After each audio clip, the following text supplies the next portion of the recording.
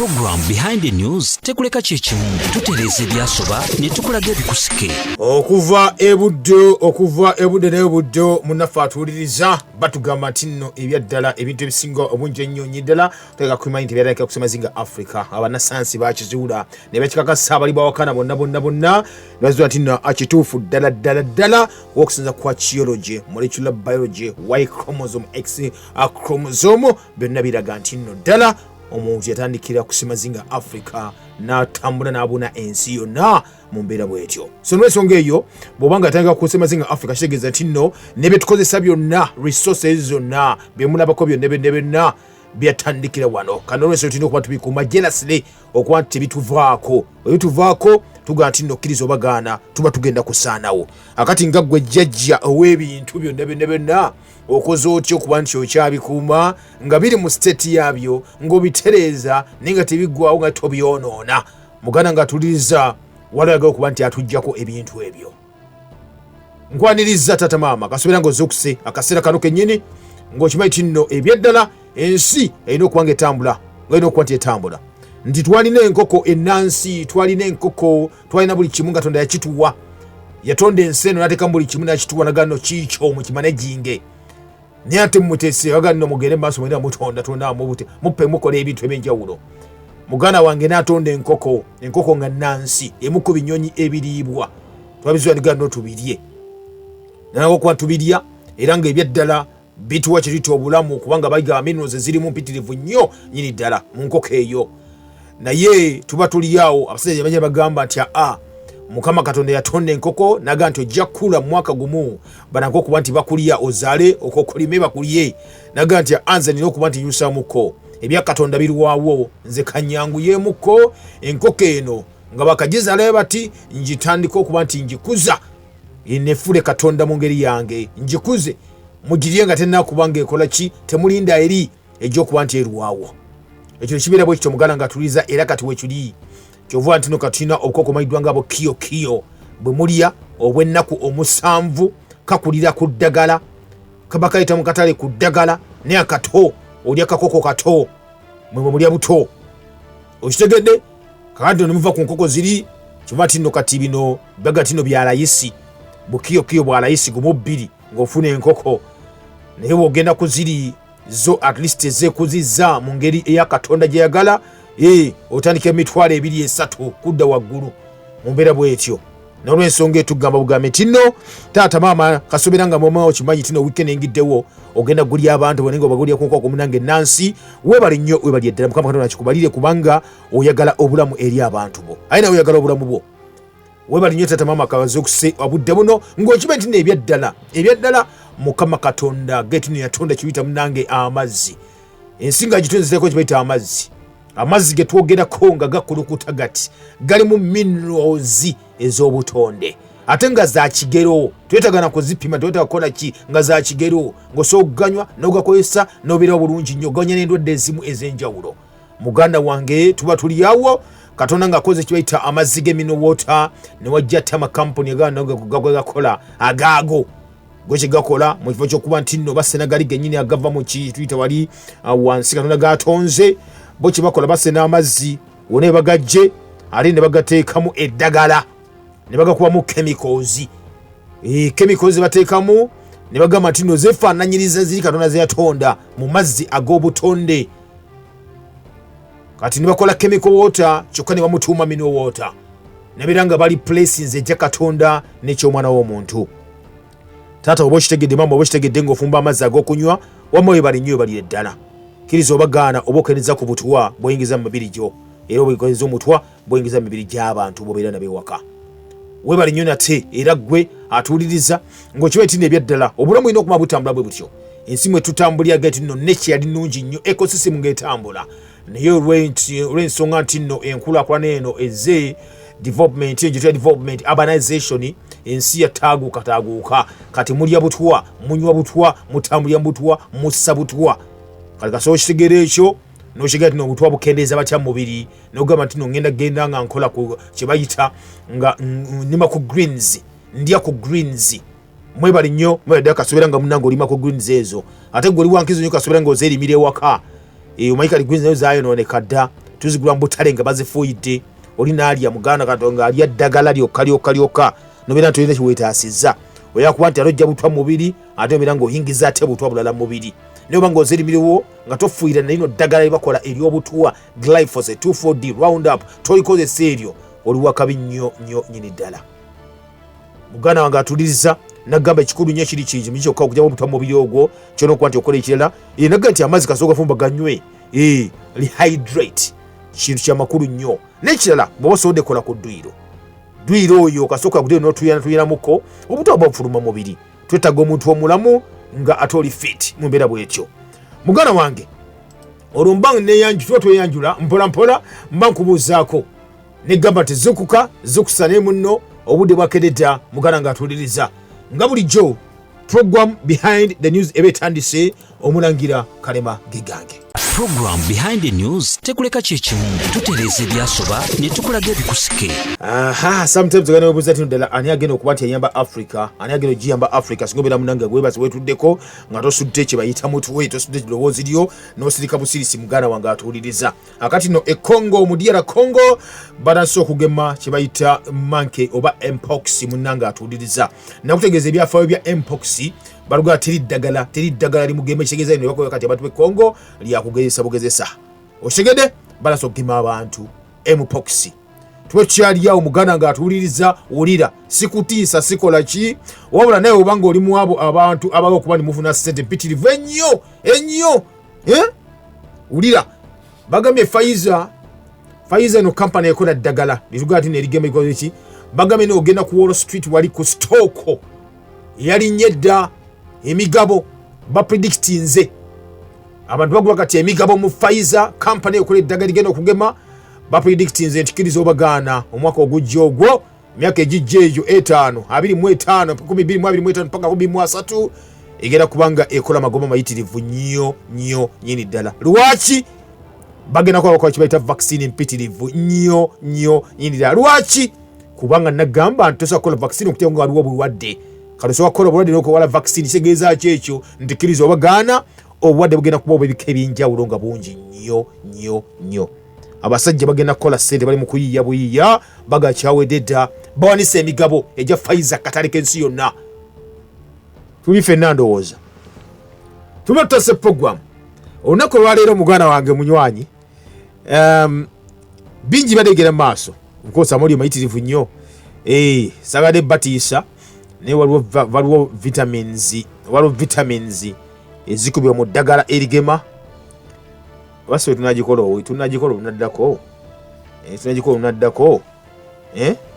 lunaddako vitamins ezikola eddagala erigema zibatabikamu injectable vitamins ne kankibawe injectable vitamins have been voluntarily recalled by the manufacturer due to potential glass contamination. Ekitongole ekivunaanyizibwa ku by'emmere n'eddagala mu ggwanga eri America US Food and Drug Administration kivuga ekigamba nti nno obakola eddagala erigema batekamu vitamins ezo. Kakati bagambye nti nno baziyiseeyo ku katale naga nti ziri contaminated n'obugiraasi obusirikitu bwese okuba ng'olaba ng'omwana w'omuntu muganda ng'atuwuliriza. Kakati n'ekyewuunyisa ekyewuunyisa nagge nti nno ebyadda byetwogera wano bwina abeerawo bagambye nti nno zino eddagala lino erigema lyatambula dda mu bantu era liriko kibayita expiry date ya December 31 ng'omwaka guno 2024. Bakola eddagala eryo liri milligrams 5 ne mils 5 era ng'eddagala eryo batadde ne code number lot code eri SP2400058. Eddagala lyafulumizibwa dda wetwogera liri mu bantu ligenda kuggwako mu December nga 31 ligema bantu muganda nga tuliriza lirimu vitamins. Oshegede bagambye nti no baliseewo ensonga nti contaminated neki mulimu obugiraasi obusirikitu nga bwabulaba ennyo eri obulamu bw'omuntu. Oshegedde nti bali kuba eddagala eryo abantu bali kubyeko batandise okuwulira nga batuuyana omubiri gubasiiwa ekivaamu ly'obstructing nga ligaana omusaayi okutambula ogugenda mu mutima ogugenda mu mawuggwe n'ogugenda mu bwongo ekivaamu muntu okufuna stroke oba sina kindi okufa. Bino ebigambo gavumenti ino bya kitongole kya America era twogerera bakonsumers bonna bagaye kasoera nga bakozesa eddagala eryo bagema eddagala eryo ye mulimanyi.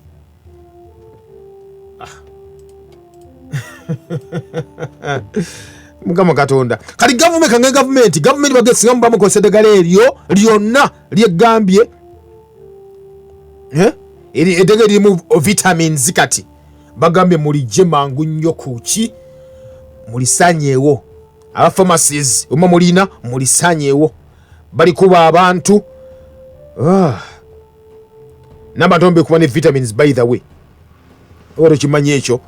akati no bagambye nkuwadde already namba njikuwadde bulungi nnyo nnyini ddala. Kakati wiki eri twali twogera ku nsonga eri nayogerako ku nsonga z'obutwa obugenda mu maaso okuba butambula okusinziira ku ministry eya ensonga z'omulamu ggwanga internal affairs olwatu wa reporter Simon Mundeyi nabaleko ne onako olw'eggulu wali ku gundi ku ministry nabaleko ne onako olw'eggulu n'atumira era kati kimanyi kwali ku behind the news omwogezi wa ministry ey'ensonga z'omunda mu ggwanga Uganda. Kakati nno abantu bangi babuuza ebuuzo nafuna abantu bangi babuuza ebuuzo ebyenjawulo bankubira bakola ki oli yagano gaba bali ndiwo njaga kugenda ndi wandege awo nyini wemba nina okugenda nfuna information eno ne mulagirira ne mugamba ku ministry wandege ayine kibayita government yaffe ine kibayita government analytical laboratories ziri wandege yawo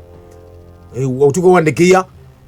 ku stages gende kamwocha wezi parking awo wandege ya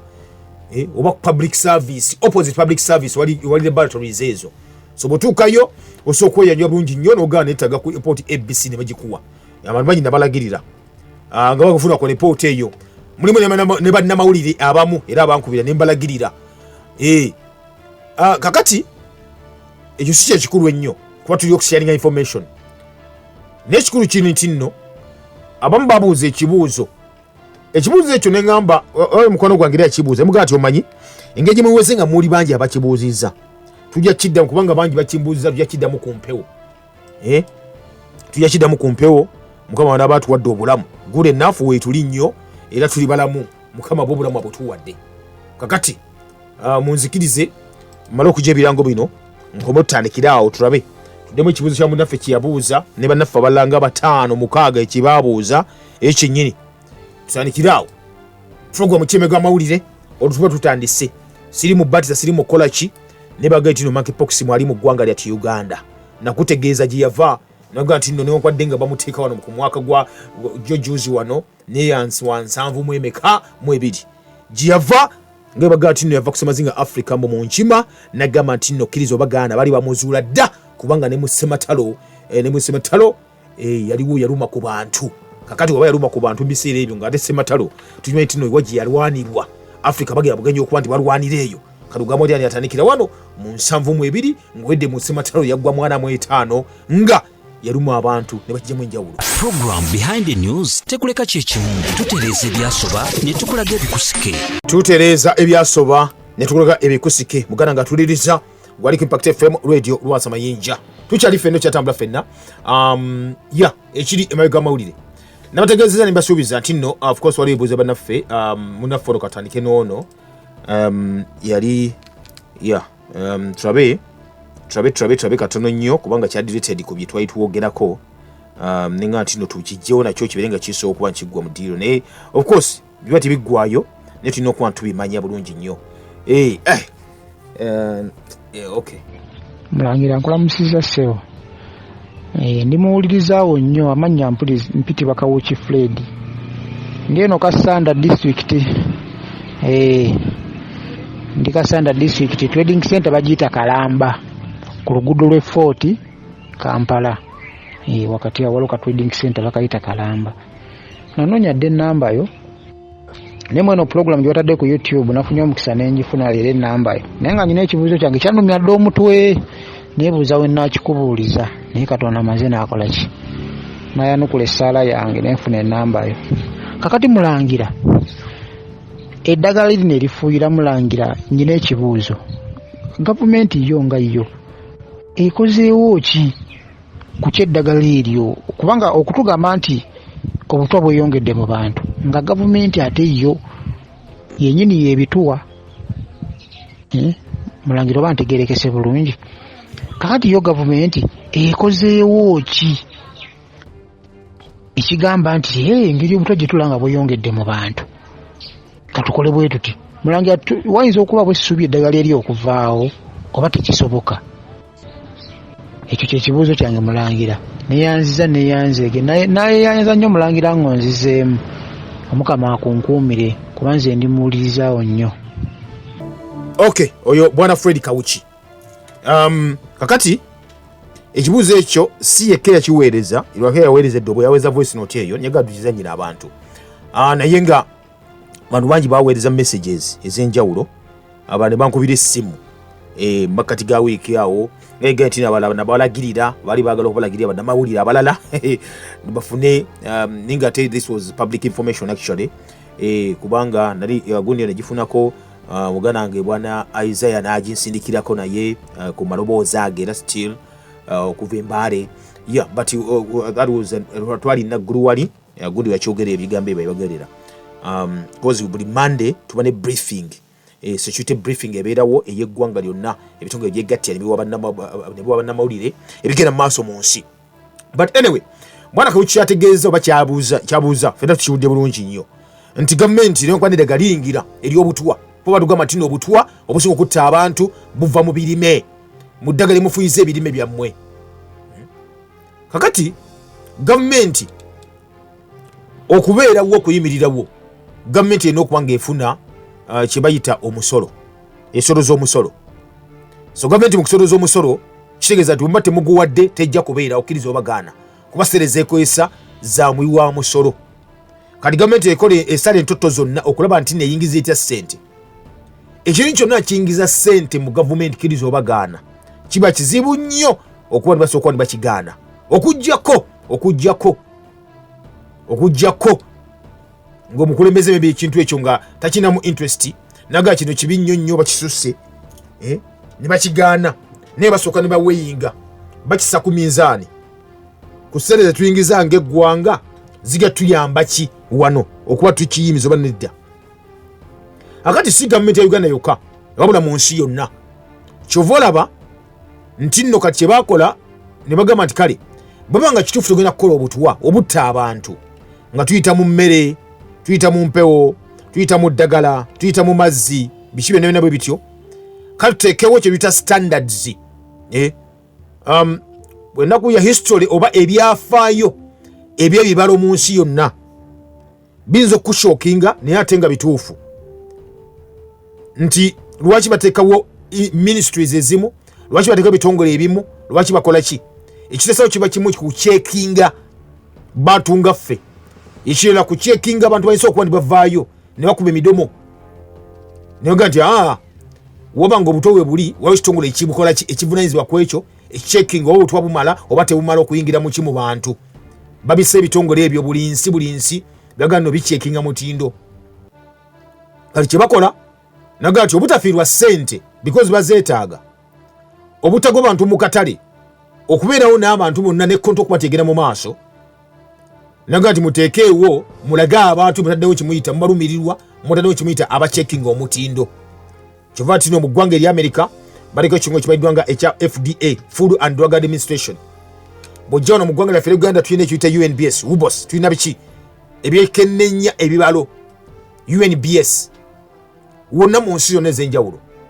Tulina ebitongole ebivunanyizibwa ku ddagala ebikennenya eddagala. Kati kibakola kyo okujja mu kibalo okukikuga nti no togenda complaininga kiki kyenagamba nti omusawo yenna baba kuba ebirayiro tagamba kuwonya nedda baba kuba ebirayiro they practice medicine. Kiregeeza kyekyo yetawonya wabula eddagala aligezesezaako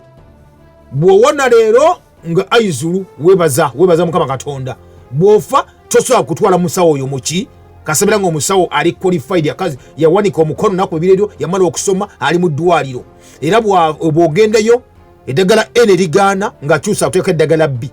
bwe ligaana nga kuba eddagala C bwe bigaana n'ofa nga gamba nti we are sorry onootusonyiwa omulwadde afudde bye yasoma ebyo n'alayira tiyasoma kuwonya nedda yasoma kukola ki ku practicinga ddagala kati kyova nno bagezesaako eddagala eryo naye kiri mu mateeka nti ne bwofa tokola ki tocomplaini nga musawo yanzise oba yasse omuntu wange ne wabeera nga amussa ebyaddala kubanga ali qualified kakati kyo kye baakola ne bateeka ebitongole bino nti bigenda kubanga ebicyekinga naye ng'ate bikola bitya birina okutunulira nti gavumenti ezigwa nti gavumenti yonna bwebanga efuna akaseera kyoba bekyawuka kiri kimu kyokka naga nti oke kampani zino ezikola ebintu bino obutwa buno bagenda bozikola batya naga temweraliikirira tugenda kubagamba bayise etteeka nti okuwa layisinsi olina otulaga nti otuba ogenda okuba nti okola tebujja kususa kipeerimo kino nebatekawo ekigero ekyo kaka kyova nti nno kusigala for example muteke warning bakimanyi nti no batademu ekirungo ekiri addictive nti omuntu bwamunywako ajja kwagala okumunywera nate soft drinks ezisinga nazo zirimu ebirungo ebyo nti bw'onywa bwoti ku kintu ekimu omwana ayinza nokikaabira ekyokulabako nga sodas ezo kakati kuba zirimu artificial sugars ziri addictive nti omuntu bwanywa leero oyagala onywe mo togaa ti nyota ekomyewo nedda oba oyagala weyongeze kati bwagamba ti noba mutalimu obutwa chemicals enjawulo mu bintu bino mulambike ku kapapula wali nti cigarette smoking can be baga nti can be mwayinza okuba ne wali omuko ogutali gwa bulabe eri omuntu naye kali bateekako kali nti can be harmful to your health nti sigala ayinza okuba ow'obulabe eri obulamu bwo okitegedde naye nga jjukira omuntu afuuye sigala alwala afunye omukka ogwo passive smoker alwala nnyo n'okusinga kwoli ago afuuye sigala oyo byonna byonna ebyo tebabiyitibwa bitunulamu bo wabula bakuwooninga kakyo kyenagamba n'okugamba nti nga ku glasses oba ku ebintu byonna byonna bitunywa bitukozesa kiba nti bassaawo kyebayita chemical composition eyo kakati gavumenti yonna newankwadde nga ekyo kiba kya butwa bwenkana ki ye ejja kulabula yateekawo okulabula kuli nekyenagera tejja kigoba katale naye ngaera butaddewo kibaita okulabula kuli kakiba nno kati eriggwe bwetujja nitukulabula nitukubusa uganda you know what ekintu kino muganda wange kiyinza okuba ekyobulabe ne tukugamba ntukulaga kinoonyerezeeko ebaga nti amazzi gogera okunywa mu chemical ABCDE noonya chemical eyo kikyekola mu mubiri gozawo kibateekako mineral composition bateekako chemical composition hakati muganda wange ensonga kyoyo kigambe tinno nti gavumenti zijja kugwa singa zina tezikola bintu ebyo bakizibula nti of course ebintu byetukola ebyedda ebintu byetwali tukola ebiri nakyo ebiri organic bitwala obudde bungi nesente mpitirivu nnyo ne bazulayo enkola ey'okuba bakola embeera ey'okuba nti yalayisi ate ngaetwala obudde butono kyo kyenagamba nti wogamba omuntu genda osera amazzi for example gajje mu lusozi oba mu luzzi nga luza nsulo ezatondebwa mukama katonda n'ozireeta n'ogawa omuntu kiri expensive ajja gaseera nnyo amazzi ago naye ono ye ajja obugeri n'asenda busenyi ku taapu wali n'agapakinga n'ateekamu chemicals ez'enjawulo kyalayisi nnyo tataddeemu kingi n'adistributinga n'ajja n'agatunda layisi n'ogula n'onywa n'ogati owonyi nyonta naye nga kyonywedde tokitegeera tokimanyi kati muganda nga bwekyo ensonga bwekyo bweri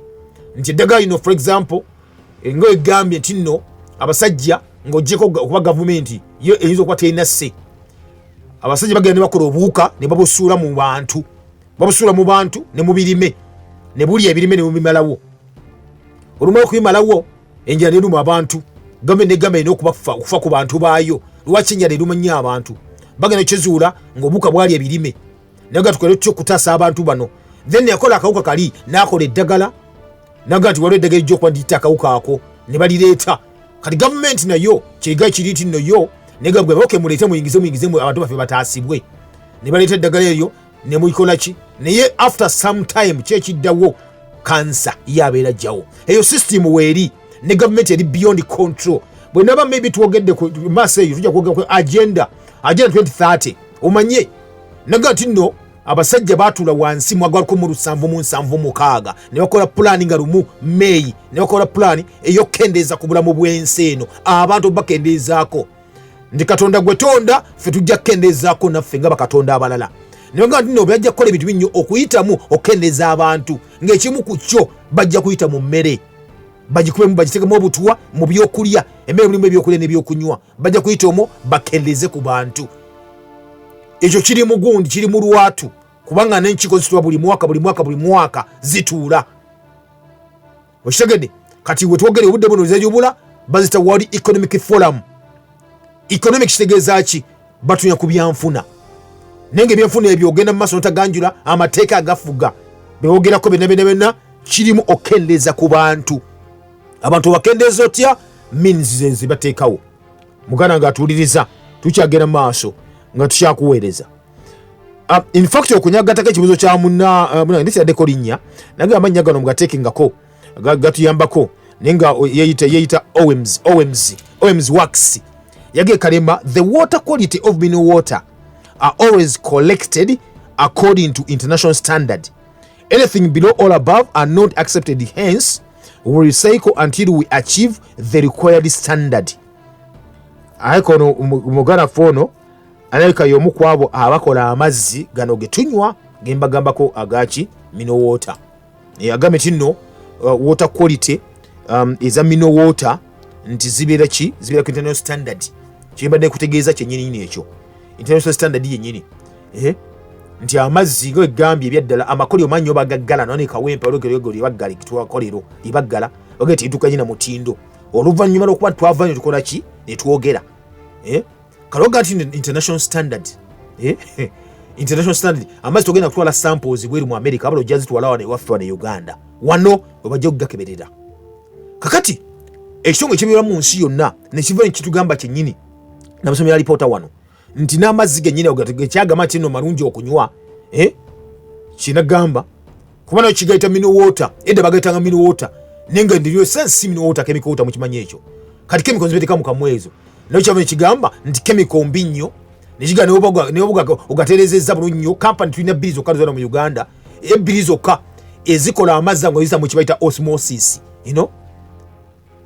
zokka bbiri zokka bwe ziti nga zina ebyuma ebisobola okukikola ekyo nibaga nebyo nezo company obuchupa bateeka amazzi echupa bateeka amazzi mulimu sikitu buli obukwasa cancer WHO report guno omwaka gwennyini yagifulumya so negamba tina abantu mugakendeeze oba mugaveeko munywa amazzi amalala kitegeeza kyo gandi banywa amazzi amalala nti nywa amazzi amafumba agagwe weekoledde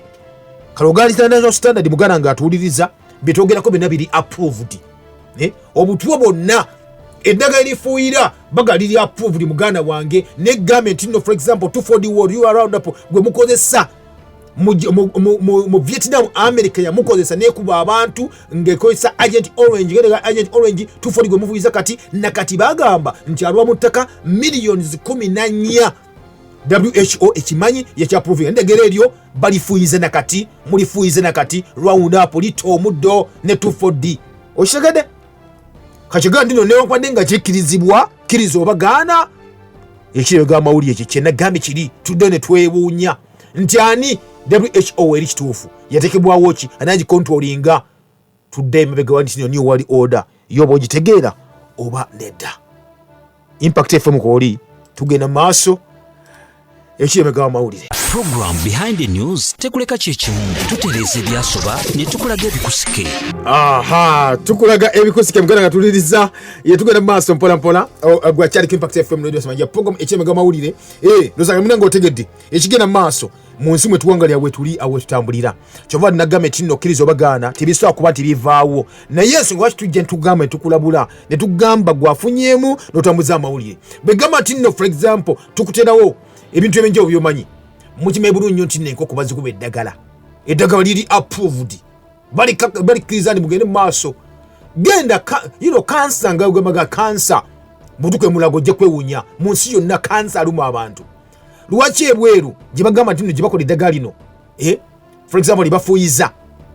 wotwala ebintu byonna ebyamaguzi byonna okuba nga otunda ebweru mu katale k'ensi yonna bino kwa biri organic lwaki ate organic products zonna ziri expensive lwaki Naljaga nti nno kati enjala tekyaluma bantu naye ayi sometimes ogane wewunya n'ogandi okay nadde ndaba kyogeko luli emabegako luli aseba controllinga buli kimu tulina mu Uganda siye batukwata obwongo mu Uganda waliwo kampani nene wano etwala balonda omulimi asinga nemutwala omulimi asinga alimu organic alimu organic namukwata nabirawo ensi gyetumanyi esinga okufulumya emmere enkolerere genetically modified organisms mabidwa nga Netherlands ne begatta ne bagenda maaso ne bakola ki bagenze kulambula bayiga ennima ey'omulembe kakati ebiseera eby'omu maaso eby'emmere y'eggwanga Uganda nenaba tetuliiwo okkiriza obagaana ejja kubanga eri controlled naye basajja balambula ekkola erimanyiddwa nga cowdice bakola ebigimusa bye bakola biri GMO genetically modified organisms ebigimusa ebyo fortified ebigimusa ebyo babitunda wano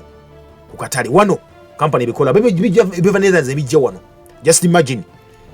imagine sometimes nayogera mama wange nemugamba nezukira tunyumyawo emboozi naye kati ddala oli waga nti nno ngenda mu lusuku kulima osokola nakavundiro osokola ki naga neetaga ebigimusa okuva Netherlands birinye ennyonyi bijje wano mbikozese mu lusuku ewaffe ekalungu eri ekiwaawo ugana kati gwe omusajja ddala ezo okufya n'alowooza olowooza ki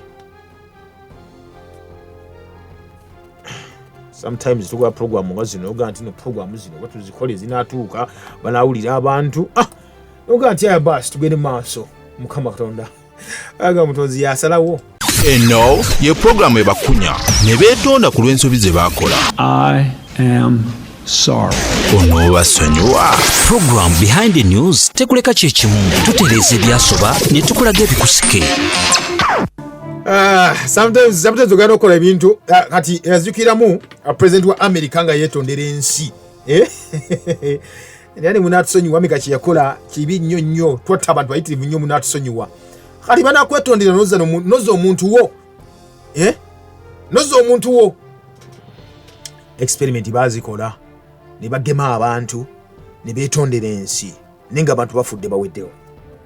Impact FM kwoli noti 7 noti 5 9 oba noti 7 mukaga noti mukaga 7 noti 2 twatogera muko naawe atu wakinedda. Impact FM mukwano gwange mulangira sebo ekula musiza nange bwentata mukwano gwo futesa kwa mukamusibyana yesebo ensonga onyonyodde nyingi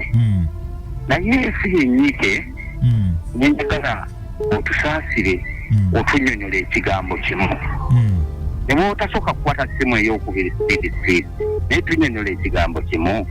sinzira ensonga zonyonyodde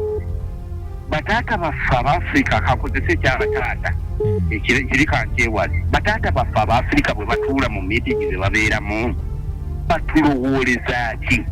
kuba sinza kugamba nti bataata tebalowooza bo batulowooleza ki okusinziira ku nsonga ezo ebintu bye batukola ebyotusaanyaawo bwe bityo oba ntegeerekese tuvuddeko nebali nnyo ebali eddala okay agambye munaffe bwati wagambye nti nno bataata baffe Abafrika batuula miti balowooza ki bataata batuula meetings ekyewunyisa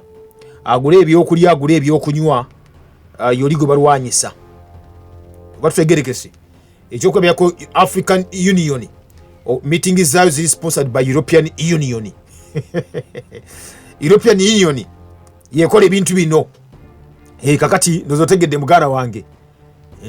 okujjako nga tuwetongodde tugaa nti no you know what tutandika okweroleza ngaffe nga Abafirika tukole ebintu byaffe ngaffe tukole okunoonyereza okwaffe ngaffe kiriza obagaana tuba tukyali mu nkwawa z'abasajja bano ndoza tutegerekese bulungi bwana kuteesa kwa Mukama nze buyinza emekapeeka Katonda yakkiriza batusinga essente n'amagezi kati tetulina kyakukola batumalewo osanga ensi bali gikungula okiriza nenda takiza nko kalona amagezi gatuwa ffenna yatuwa ffenna amagezi nika kisinze okoze otya okakozesa otya muganda wange so kusanga tuga ntino you know what you know chibwe egwe unye lwacha temmere yaffe ye bagala mu katale kaabwe chibuze mwekyo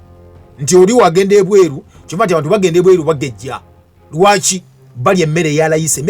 emmere enkolerere waabwe eyebbeyi ene organic omugaga ekaya jigula iva kusema zinga Africa negende eri kati obuzibu buno ate buzze anai. Okay, good morning papa, thanks for the show. Okay, nagati nabadde yagala kumanya yadayogera koko bamise masse mwana wange Massa agamye tinno yayogeddeko n'omuntu omu ku mineral water namugamba tinno it is distilled water. Is it right? Distilled water kyegeti no company ziri bbiri zokka wano ezina ebyuma yaga bidistillinga amazzi ago company ziri bbiri akati company ziba bbiri bagandi gali distilled era gati no kituufu newe ziba distilled ekituufu ani badugamba tinno boto oba ekyuma bateeka amazzi ago mulimu oli obusiikitu obugenda okuba ndi obuli cancerous WHO yatugamba ekyo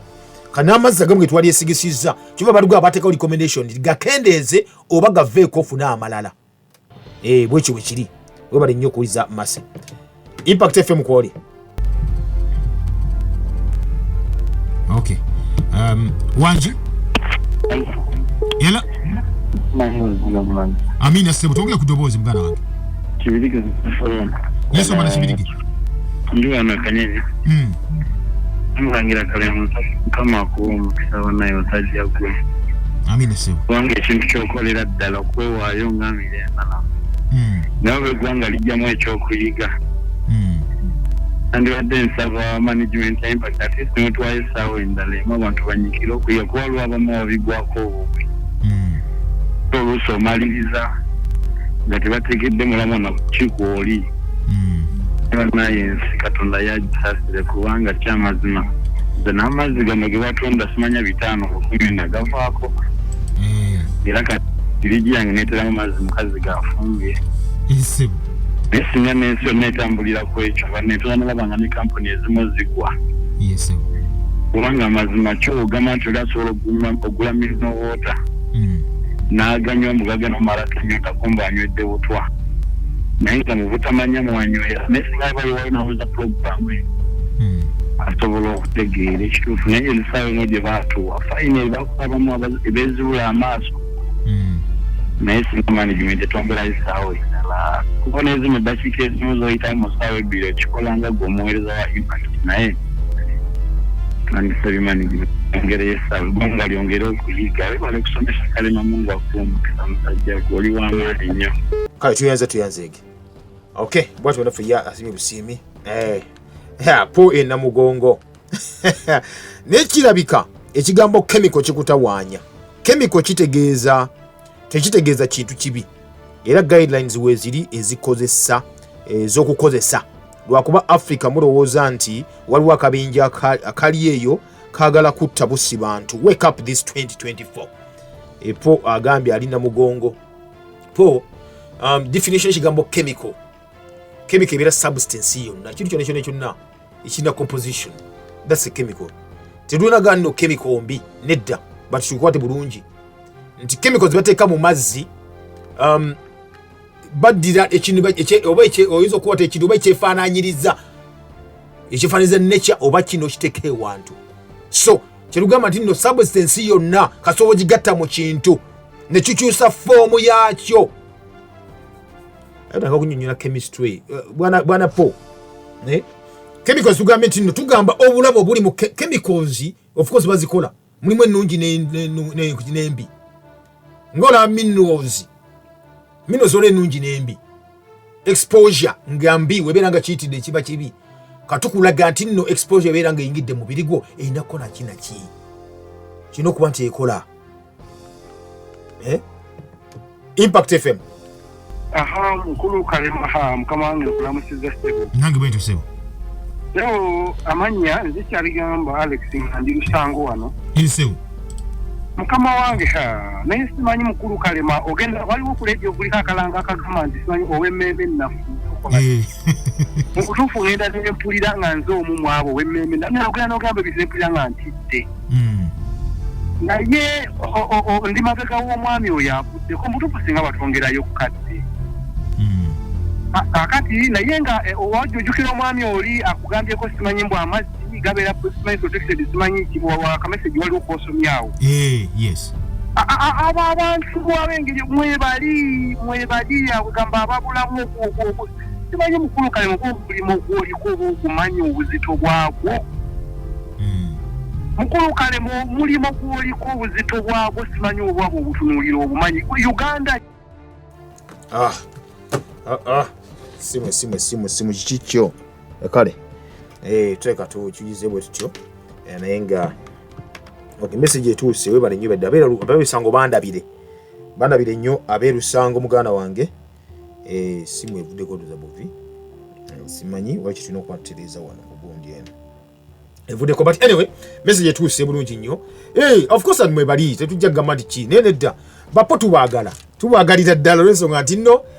sometimes alowooza nti nno lembo gye bataddeko kuli eba ntuufu naye tugamba nopogamba gite erimagwa amawulire ekyo olina okuba ng'okimanya ekyo mulangira nze musajja wa NR mu Kibogo Issa Engole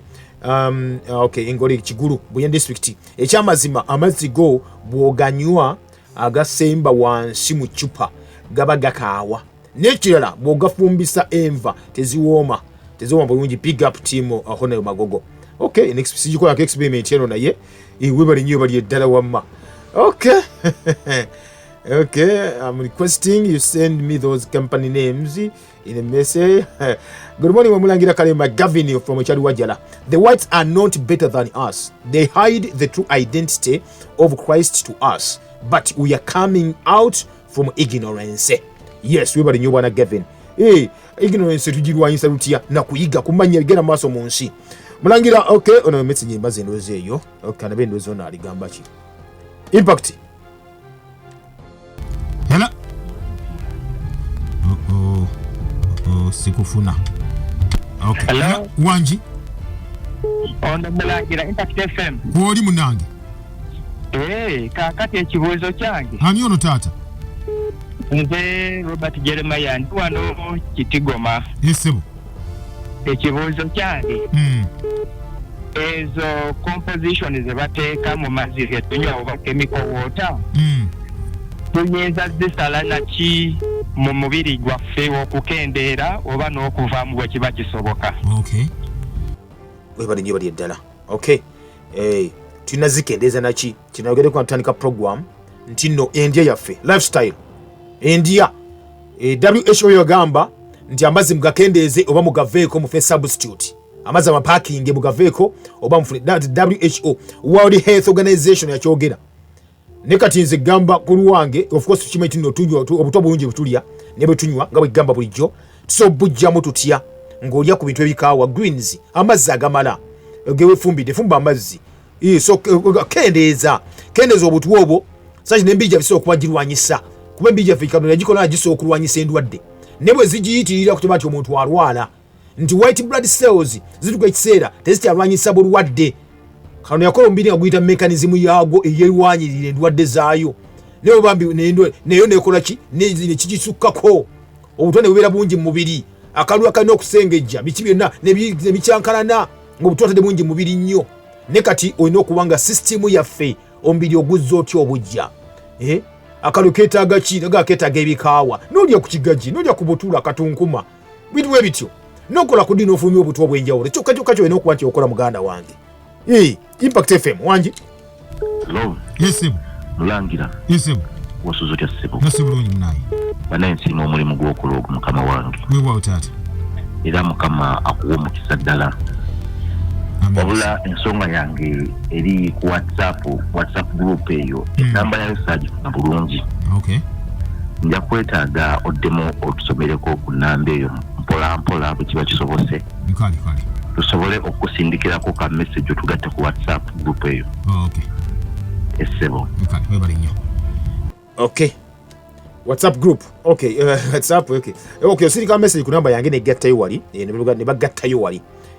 Noti 776 noti 4 ana 9 noti 776 noti nya 499 0774 0776 04 4949 nga kiwedde lwaki sikusibula nenvano kubanga obudde bugenzi naga nti no message zemukoka samukube simu ebise ebisinga obungi tuba tuli ku kintu kimu kyokka waliwo tuwogera tulina ku mpewo nsobola kubiyogera tuli ku simu okitegeera nsobola kuba tubiteeka mu bintu bwe bityo mbasibudde embeere bulungi era mweraba. Program Behind the News tekuleka kyekimu tutereeza ebyasoba ne tukulaga ebikusike.